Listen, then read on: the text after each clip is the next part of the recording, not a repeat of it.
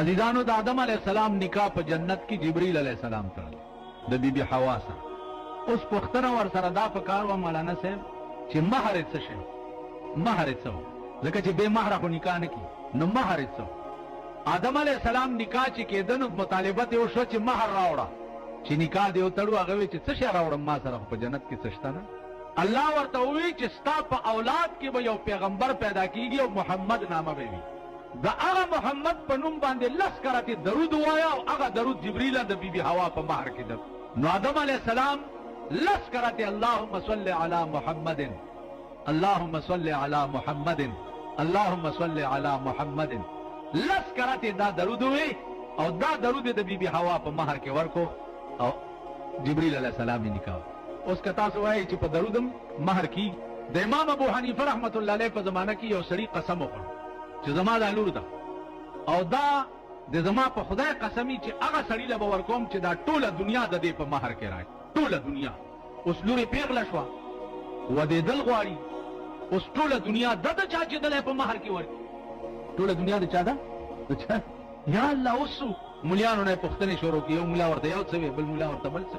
اوس مونږ ملیان خو هر ملا خو د دې قابل نه چې سړی ترې پوښتنه وکړي.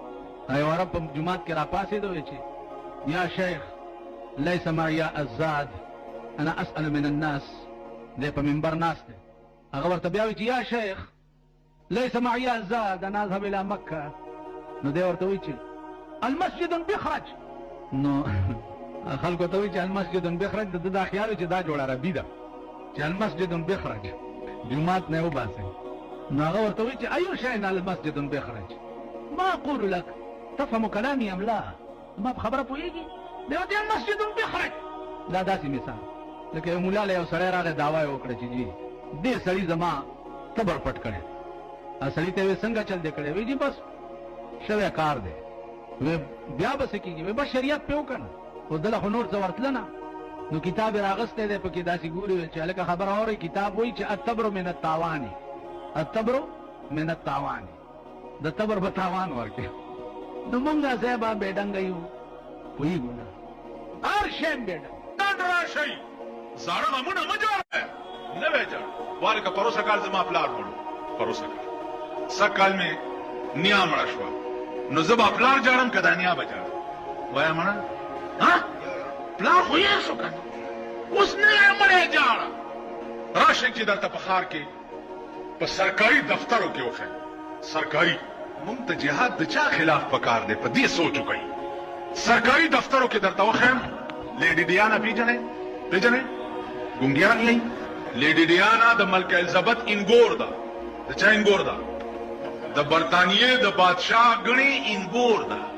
هغه چې راغلې وه نو د ټول پاکستان دوره یې کړې وه. هغې ته ډیانا وایي هغې جینۍ ته. شکر دی چې تاسو شیخانو نه ده لیدلي. نه خدای مکه دې خو وګورئ د هغه لیډي ډیانې فوټو نن د سرکار په دفترونو کې لګېدلی دی او هغه خلق ورته داسې ولاړ دي. ما ته وګورئ کم خلق چا چې پیرنګیانو متعلق تحریک چلولی و چې دې ملک نه وباسي. دا د دروغو خبره ده. سبا خطره سبا د سرکار په دفترو کې د لیډي ډیانې تصویر لګېدلی دی او د پیرنګي خلاف چې و پیرنګي خلاف چې و هغه ورته داسې ولاړ. پیرنګیان وباسئ دا زموږ دښمنان دي. پیرنګیان وباسئ راشئ چې داخل او دا ستا وطن دی چې د انګریز د ملک جینۍ ته مخامخ ودرېدو باندې فخر کوي. ستا کور ورانېږي لګیا دی ملک ورانېږي لګیا دی. 43 کالو شو چې په پاکستان کې اسلام اسلام اسلام اسلام اسلام اسلام. اوس زه لګیا کېږم چې هلکه واټ والا حلوا حلوا حلوا. اوس تاسو حلوا پېژنئ نه. حلوا حلوا حلوا. ماښام شو حلوا حلوا. ماسخوتن شو حلوا حلوا. سهار شو حلوا حلوا حلوا. مړه کال تېر شو. ته به بیدیګر ملا بیخ بنیاد دی وزه د حلوا دا څه شی نوم یې نشته نوم یې شته شی نشته. نو 43 کالو شو اسلام